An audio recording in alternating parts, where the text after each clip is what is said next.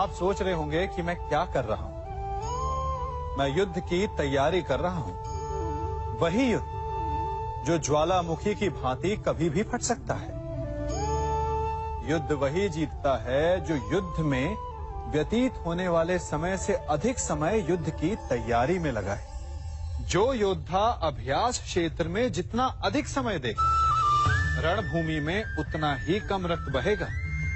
एक सामान्य लौ और तीखी तलवार में अंतर यही है कि एक तीखी तलवार को कड़ी अग्नि परीक्षा से होकर जाना पड़ता है। लौहकार की मार खानी पड़ती है। एक तलवार जितनी पीड़ा सहेगी, उसका वार उतना ही प्रबल होता है। इसलिए पीड़ा से घबराए नहीं, उसका सामना करें, उसका अभ्यास करें, क्योंकि यही अभ्यास जीवन के युद्ध में आपको विजयश्री बनाता है। जब मेघ छाते हैं तो क्या होता है? अंधकार छा जाता है। मेघ गरजते हैं, बिजलियां कड़कती हैं, वर्षा होती है। सभी पशु अपने आश्रय स्थल पर जाकर छिप जाते हैं। मनुष्य अपने घरों की ओर दौड़ते हैं और सभी पक्षी अपने घोंसलों में जाकर छिप जाते हैं। परंतु एक जीव है जो गरजते मेघों को, कड़कती बिजलियों को, भारी वर्षा को भी हरा देता है। वो जीव है बाज, क्योंकि वो समस्या की जड़ों से ऊपर उड़ता है। वो गरजते मेघों से, कड़कती बिजलियों से, भारी वर्षा से, इन सब से ऊपर। यही अंतर है हारने वालों में और जीतने वालों में। ये युद्ध हार और जीत का नहीं, समस्या और सोच का है। यदि आप अपनी सोच को छोटी रखेंगे तो समस्या बड़ी हो जाएगी, और यदि आप अपनी सोच को बड़ी रखेंगे तो समस्या छोटी हो जाएगी। दो मनुष्यों के मध्य होता है, परंतु विजय सदैव एक ही मनुष्य को मिलती है। जबकि समान रूप से दोनों शक्तिशाली होते हैं, समान ज्ञान प्राप्त करते हैं। कारण, दो प्रकार के लोहे होते हैं, एक ठंडा, एक गर्म। कभी सोचा है? लोहकार लोहे को लोहे से ही काटता है, परंतु सदैव ठंडा लोहा ही गर्म लोहे को काट पाता है। और यही नीति मनुष्यों पर भी लागू होती है। जब युद्ध होता है तो जिसके मन में ईर्ष्या होती है, जलन होती है, आक्रोश होता है, वो गर्म लोहे के समान। और जिसका मन शांत होता है, जिसका मन संयम से बंधा होता है, वो ठंडे लोहे के समान है। और वही ईर्ष्या और द्वेष नामक गर्म लोहे को काट सकता है। इसलिए यदि जीवन के संग्राम में विजय प्राप्त करनी है तो अपने मन को शांत रखें, क्योंकि गर्म लोहे की भांति ईर्ष्या और क्रोध जैसे भाव को रखने वाला मनुष्य सदैव शांत स्वभाव के मनुष्य के समक्ष निर्बल है। शक्ति ईर्ष्या और क्रोध में नहीं, शांति और संयम में है। सभी बड़े सदा यही कहते आए कि यदि आगे बढ़ना है तो अपनों का साथ दो। सत्य कहते हैं, अपनों का साथ देना ही चाहिए, परंतु साथ देने से पूर्व ये अवश्य पहचान लेना चाहिए कि अपने हैं कौन। क्या अपने वही होते हैं जिनके साथ हमारा रक्त संबंध होता है, या अपने मित्र? अपने वो होते हैं जो हमें सद्कार्य के लिए प्रेरित करें, हमें आगे बढ़ाएं, हमारा साथ दें। और वो जिनका साथ देने से समाज का नाश, धर्म की हानि हो, वो सगे हो करके भी सगे नहीं होते। इसलिए जब अपनों की परिभाषा का चुनाव करें तो उन्हें अपना माने जो आपका साथ दे, उन्हें नहीं जो हमें अज्ञान के मार्ग पर ले जाएं। सीमा एक रेखा ही नहीं, एक परिभाषा भी है। सीमा हर किसी की होती है, प्रेम की, धैर्य की, मित्रता की और शत्रुता की भी। और जो सदैव सीमा में बंधे रहते हैं वो सामान्य मनुष्य बनकर रह जाते हैं, परंतु जो समय आने पर सीमा तोड़ देते हैं वही भविष्य बनाते हैं, क्योंकि सीमा केवल आपको मर्यादा में नहीं रखती, आपको बांधती भी है। अब ये आप पर, मुझ पर, हम सब पर निर्भर करता है कि ये जाने कौन सी सीमाएं हमें बांधती हैं और कौन सी सीमाएं शक्ति के नए मार्ग समक्ष लाती हैं। इसलिए सीमाएं तो जो कर सकते हो उससे अधिक करने का प्रयत्न करो, तभी नई सीमाएं बना पाओगे। भाग्य क्या है? जो आपने किया उसे भोगना भाग्य है, या जो आपके पूर्वजों ने किया उसका फल भाग्य है? नहीं, भाग्य वही है जो आपने किया, क्योंकि हर मनुष्य को अपने कर्मों के फल भुगतने होते हैं। इसलिए यदि जीवन में कुछ भी करें तो उस पर अपनी दृष्टि अवश्य रखें, क्योंकि आपके एक कर्म का फल आपका भविष्य बदल सकता है। हम वही बनते हैं जो हम चुनते हैं, क्योंकि वही हमारा भाग्य बनता है। मनुष्य सुंदरता से आकर्षित होता है, उससे प्रेम करता है और असुंदर को देता है। ऐसा होता है ना? क्या आप ऐसा नहीं करते? करते हैं। तो सुंदर और असुंदर की परिभाषा क्या है? इस आकर्षण और विकर्षण का कारण क्या है? कभी सोचा है? कभी सोचा है कि जिससे आप प्रेम करते हैं, जिसके प्रति आप आकर्षित होते हैं, अचानक से उसके लिए मन में वितृष्णा आ जाती है, और जिसके प्रति घृणा होती है उसके लिए एकाएक आपके मन में प्रेम उमड़ आता है। कारण है दृष्टिकोण। क्योंकि सुंदरता आपके मन में होती है, आपके सोच में होती है, आपके दृष्टिकोण में होती है। इसीलिए किसी को कीचड़ में खिला हुआ कमल सुंदर लगता है और किसी को निर्मल चंद्रमा में भी कलंक का धब्बा दिख जाता है। यदि आपको सुंदरता अनुभव करनी, हर पल आनंद में रहना है, तो अपने दृष्टिकोण को सुंदर बनाएं और अपने आप सब कुछ सुंदर बन जाएगा। हम अपनी सोच और संसार की मान्यता के अनुसार अपने विचार बनाते हैं। जैसे सत्य कहना धर्म है, असत्य कहना पाप, सहनशीलता धर्म है और क्रोध करना अधर्म, उपकार करना, जीवों पर दया करना धर्म है और निष्ठुर होना अधर्म। परंतु क्या यही सत्य है? क्या कभी कभी परिस्थितियां इन आवेशों को उल्टा नहीं कर देती?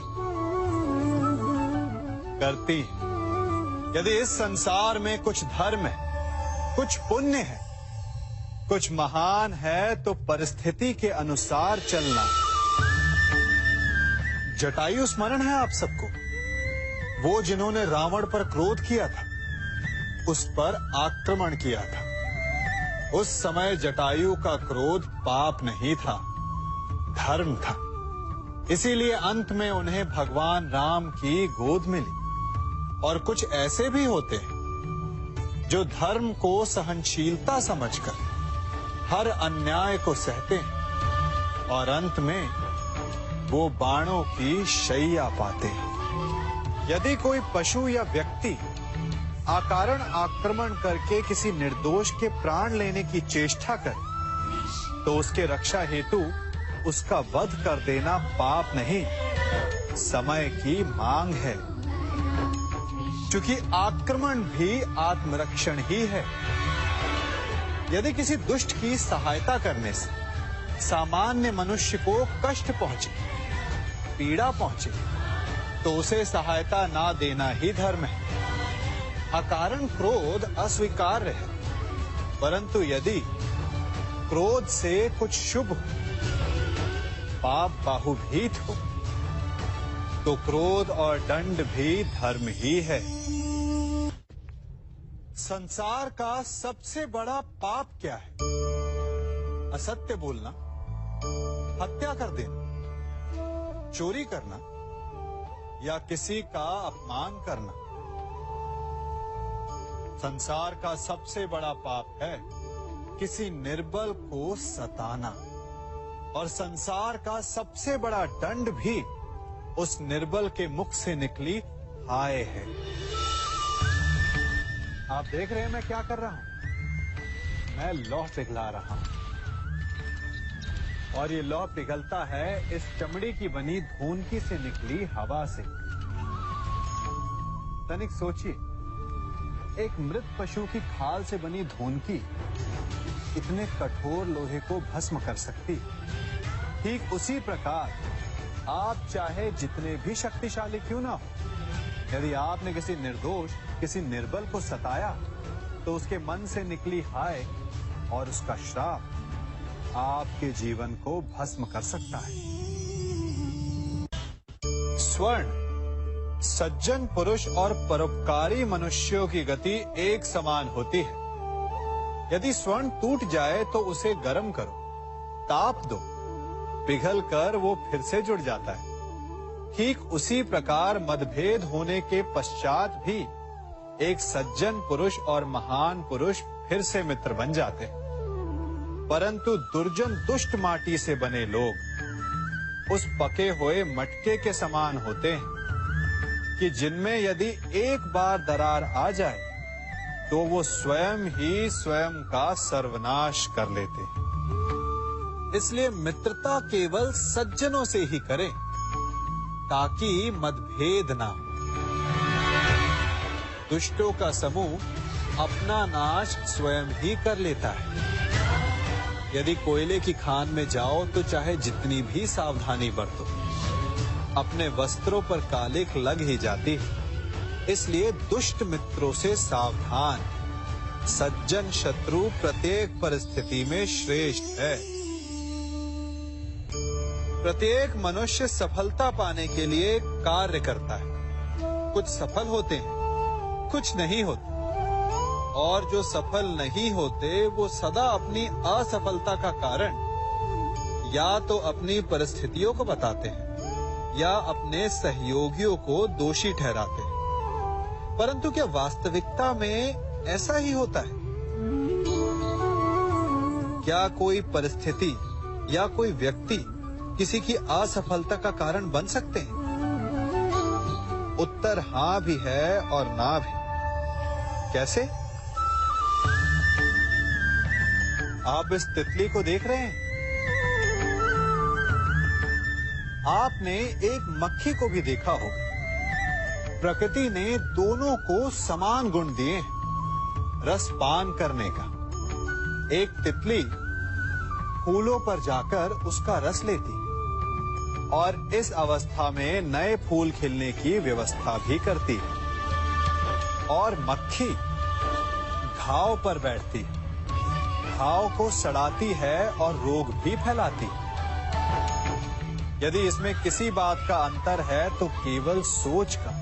यदि आप उचित मार्ग चुनेंगे तो आपको सफलता मिलेगी, आप में उत्साह बढ़ेगा, और यदि आप अनुचित मार्ग चुनेंगे तो आपको असफलता मिलेगी, निराशा मिलेगी। अब उचित मार्ग चुनना है या अनुचित मार्ग, ये निर्णय तो आप पर निर्भर करता है।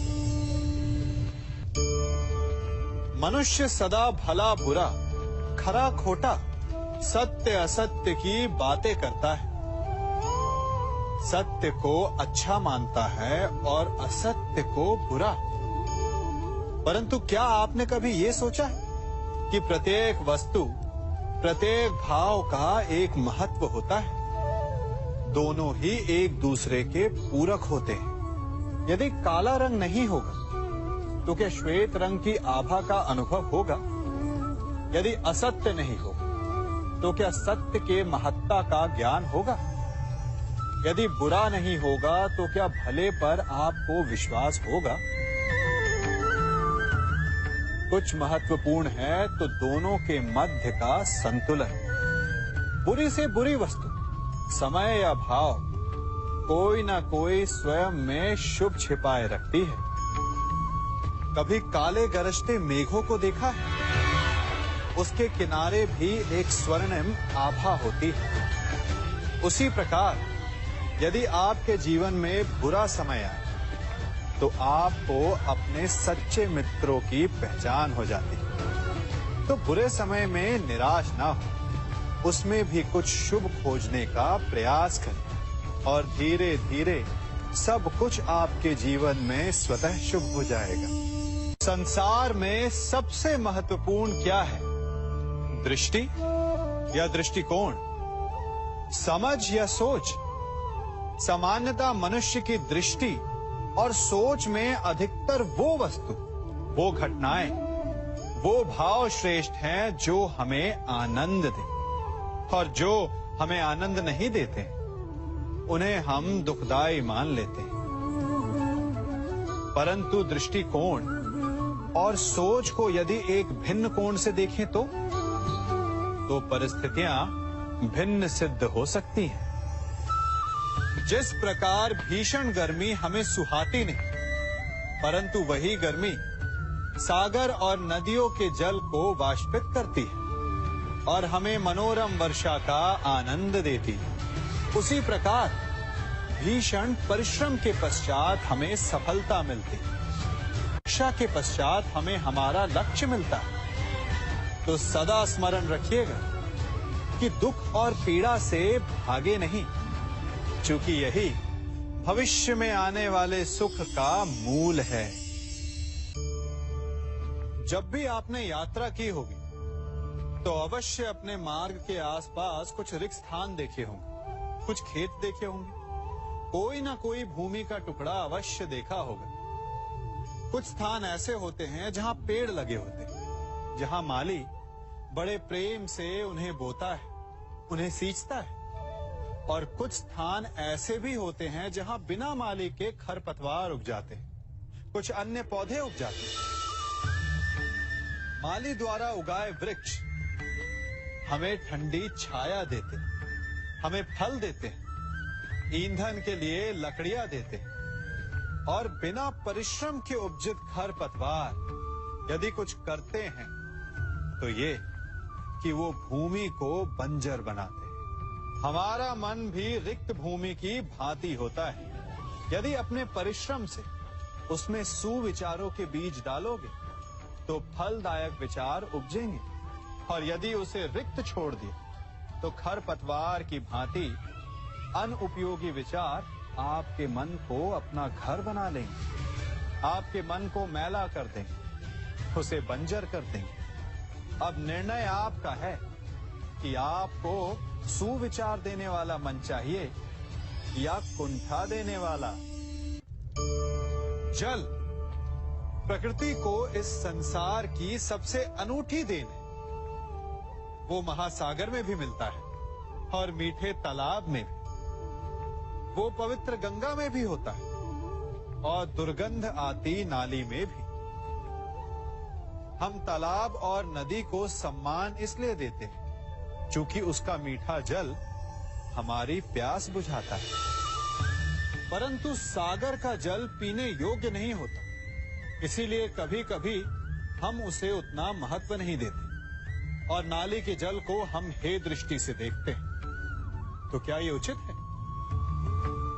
हमारे संबंध भी इसी जल की भांति होते हैं। जिस संबंध से हमें लाभ ना हो उससे हम दूर हो जाते हैं। कभी ईर्ष्या के कारण, कभी अहंकार के कारण उस संबंध को तोड़ देते हैं। तो क्या संबंध को तोड़ देना उचित है? तनिक विचार कीजिए। माना कि सागर का जल फसल नहीं दे सकता, परंतु मोती तो देता है। माना कि नाली का गंदा जल हमें किसी भी कार्य के लिए उपयुक्त ना लगे, परंतु वो भी कहीं लगी अग्नि को बुझा सकता है। ठीक इसी प्रकार प्रत्येक संबंध कहीं ना कहीं किसी न किसी परिस्थिति में उपयोगी हो सकता है।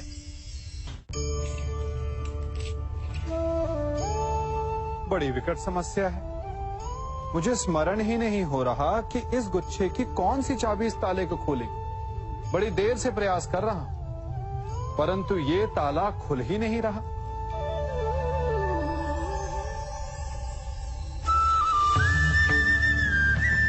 ऐसी परिस्थिति में आप क्या करेंगे? अधिकतर लोग ऐसी परिस्थिति में अपनी आशा खो बैठते हैं। उन्हें लगता है कि चाबी खो गई। वो तिलमिला जाते हैं, क्रोधित हो उठते हैं।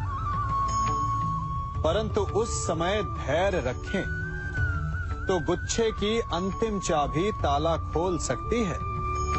कुल्हाड़ी का अंतिम प्रहार वृक्ष को काट के गिरा देता है, परंतु क्या सत्य में कुल्हाड़ी का अंतिम प्रहार वृक्ष को काट के गिरा देता है? आपको आपका लक्ष्य दिला देता है? नहीं, आपका निरंतर प्रयत्न ही आपको सफलता दिलाता है। जब आपका मन निराश हो तो अपने कार्य में दुगनी उत्साह से जुट जाइए, क्योंकि अनावरत बहता जल ही कठोर चट्टान को काट सकता है। सफलता का मूल है परिश्रम, प्रयास और आशा। मनुष्य का जीवन ऋतुओं के समान होता है। आज ग्रीष्म तो कल वर्षा, परसों शीत। तनिक संकट आया तो हम संयम खो बैठते हैं। तनिक ऋतु बदली तो हम अधीर हो जाते हैं। अपने आक्रोश में, अपने क्रोध में हम उनसे ही संबंध बिगाड़ लेते हैं जो हमारे अपने होते हैं। क्यों ऐसा होता है ना? हमें लगता है कि हमारे अपने हैं, फिर से मना लेंगे, परंतु स्मरण रखिए, सदा ऐसा करना संभव नहीं होता। सागर की उछलती लहरों को तट सहता है, और यदि तट ही टूट जाए तो बाढ़ आ जाती है। हमारे संबंध भी दूध की भांति होते हैं। दूध तपकर उबल सकता है, परंतु यदि उसमें खटास आ जाए तो वो फट भी जाते हैं। और फटे दूध को चाहे जितना मत लो, उसमें से माखन नहीं निकलेगा। इसीलिए अपने संबंधों को संभल कर निभाना चाहिए।